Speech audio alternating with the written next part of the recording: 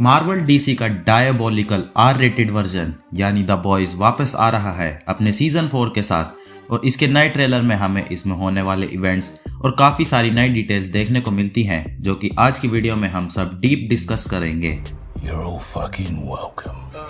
All right, तो trailer की शुरुआत में हम बुचर को बाकी बॉयज के पास जाते हुए देखते हैं ताकि वो उनकी मदद मांग सके होमलैंडर को हराने में। यहाँ बुचर कहता भी है कि अब उसके पास ज्यादा समय नहीं बचा है।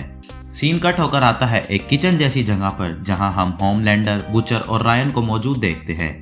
रायन की एज यहाँ पर बढ़ी हुई लग रही है और हम जानते भी हैं कि अब यह लड़ाई सिर्फ बुचर वर्सेस होमलैंडर नहीं बल्कि butcher versus Homelander over Ryan बन चुकी है। आगे जब यहाँ बुचर की नर्व पर हमें जूम करते हैं तो ये कुछ वियर्ड एक्ट कर रही है। हो सकता है कि ये कंपाउंड वी का रिएक्शन हो जो बुचर ने सीजन 3 में किया था। आगे का शॉट मुझे काफी अच्छा लगा जहां होमलैंडर अपने रूम में बिल्कुल ब्लैंक बैठा था। ये कितना मेनेसिंग बंदा है ये देखकर ही पता चल रहा है। पीछे नोटिस करो तो होमलैंडर के एक साइड लाइट स्टैचू है, वहीं दूसरी तरफ एक डार्क स्टैचू जो कि एंजल और डेविल का मेटाफोरिकली रिप्रेजेंट कर सकते हैं, या फिर मैं कुछ ज्यादा ही ओवरथिंक कर रहा हूँ। पिछले सीजन में याद हो तो ये एस्टेब्लिश करा गया था कि होमलैंडर के ब्रेन में एक मेनेसिंग पर्सोना है जो कि उससे ये सब काम करवाता है, जबकि असली में होमलैंडर तो एक डरा हुआ बच्चा है। तो यहाँ ये शॉट उसके दिमाग में चल रहे इस कॉन्फ्लिक्ट को काफी अच्छे से दिखा रहा है। उसके बाद हमें सारे बॉयज के रिएक्शन दिखाए जाते हैं बुचर की बात पर। यहाँ मदर मिल्क के एक्टर ने लगता है काफी वेट लूज करा है और उसकी दाढ़ी भी साफ कर दी है। अब जब इसके पोस्टर्स मैंने देखे और स्टोरी को लेकर ऑनलाइन बातचीत शुरू हुई तो मुझे पता चला कि कॉमिक्स में प्रेसिडेंट होमलैंडर का आर्क भी है और लगता है ये शो भी उसी तरफ बिल्ड हो रहा है, क्योंकि यहाँ हम होमलैंडर को स्पीचेस का पार्ट देते हुए भी सुनते हैं जहाँ वो कंट्री करप्ट हो चुकी है ऐसा बताता है। और इस सीजन में इलेक्शंस भी काफी मेन फोकस पर रहने वाला है, तो यहाँ होमलैंडर दोनों तरफ से अपना फायदा उठा रहा होगा जिससे कंट्री तो बर्न डाउन हो जाएगी और उसका प्लान होगा अंत में आकर इस सब को बचाना और लोगों का मसीहा बनना ताकि सभी उसे सपोर्ट करें। आगे होमलैंडर कहता है कुछ टेरिबल चीजें करनी है और नेक्स्ट शॉट में ही वो एक बंदे को जला देता है और ये बंदा कौन था ये तो समझ नहीं आया, पर यह सीन कंटिन्यू होगा होमलैंडर के उस स्टेटमेंट से जहां उसने 7 के मेंबर्स को रेथफुल गॉड्स बनने को कहा था।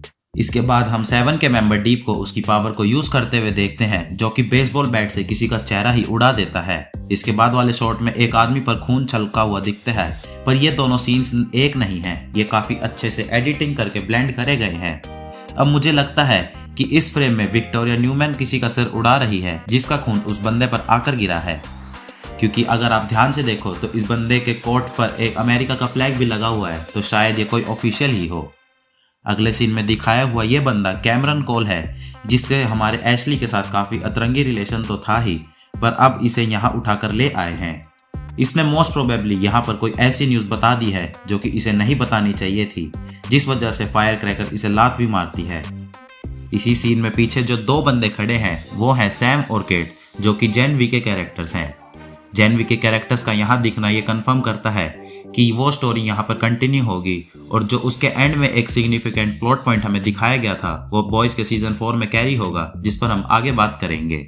इसके बाद हमें यहाँ जेफरी डीन मॉर्गन का कैरेक्टर देखने को मिलता है जो कि बिली बुचर को वही काम करने को कहता है जो वो पिछले 3 सीजन से करता आ रहा है, और शायद यही बुचर को इन्फॉर्मेशन देगा उस सूप किलिंग वायरस के बारे में जिसको हम जेन वी के फिनाले में देखते हैं। अब ये वायरस बिली के हाथ लग जाएगा जो कि इसे यूज करे बिना तो मानेगा नहीं।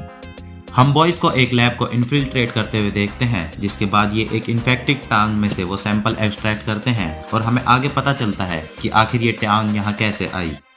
इसके बाद एक काफी ही इंटरेस्टिंग सीक्वेंस में हम ब्लैक नोआर को वापस देखते हैं जो कि डीप के साथ बॉयज के ऑफिस में ब्रेक इन करते हैं।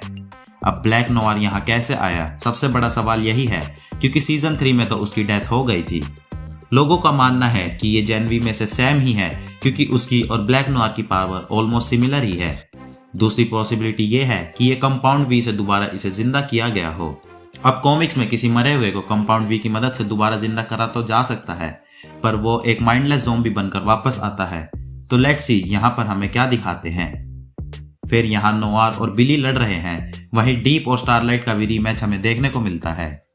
अगला सीन काफी ही इंटरेस्टिंग है जहां इस लड़की ने मुंह में से सांप और टेंटेकल्स जैसा कुछ निकल रहा है और उसकी फाइट यहाँ फ्रेंची और किमिको से हो रही है जो कि शायद किसी सीक्रेट मिशन पर आए हैं क्योंकि वो सूट वूट पहने हुए हैं।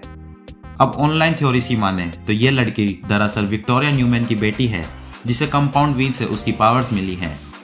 अब अगर आपको लगता है कि आपने बॉयज के यूनिवर्स में सब कुछ देख लिया है और वो आपको अब सरप्राइज नहीं कर सकता, तो आप गलत हो, क्योंकि अगले ही सीन में हमें कंपाउंड वी से इंजेक्टेड भेड़ और मुर्गियां देखने को मिलती हैं।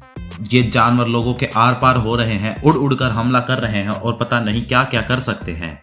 शायद ये उसी लैब के टेस्ट सब्जेक्ट्स हों जहां बिली और उसकी गैंग कंपाउंड वी के वायरस को लेने गए हैं। अगला शॉट काफी ही ब्रूटल था, जो कि एक रूम में खून, बॉडी पार्ट्स पड़े हुए हैं और यहाँ स्टारलाइट भी मौजूद थी। अगले सीन में हमें किसी को जंप करते हुए देखते हैं, जो कि प्रोबेबली किमिको ही है, जो कि किसी के सर पर हथौड़ा मारती है और उसमें से खून की जगह बबल्स आते हैं। नोटिस करो तो आसपास डक्स भी फ्लाई कर रहे हैं और सब कुछ शायद किमिको के दिमाग में ही चल रहा है, जैसे वो म्यूजिकल वाला सीक्वेंस था।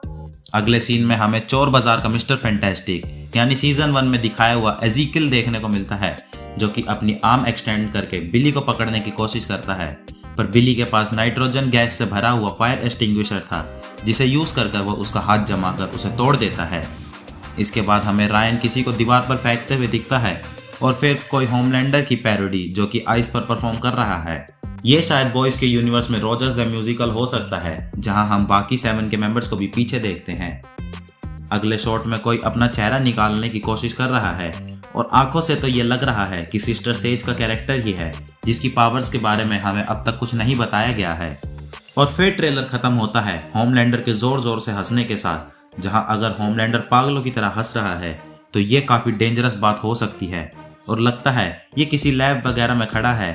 तो लेट्स सी इन डॉक्टर्स ने ऐसा क्या किया है जिससे होमलैंडर इतने पागलों की तरह और मेनियकली हंस रहा है।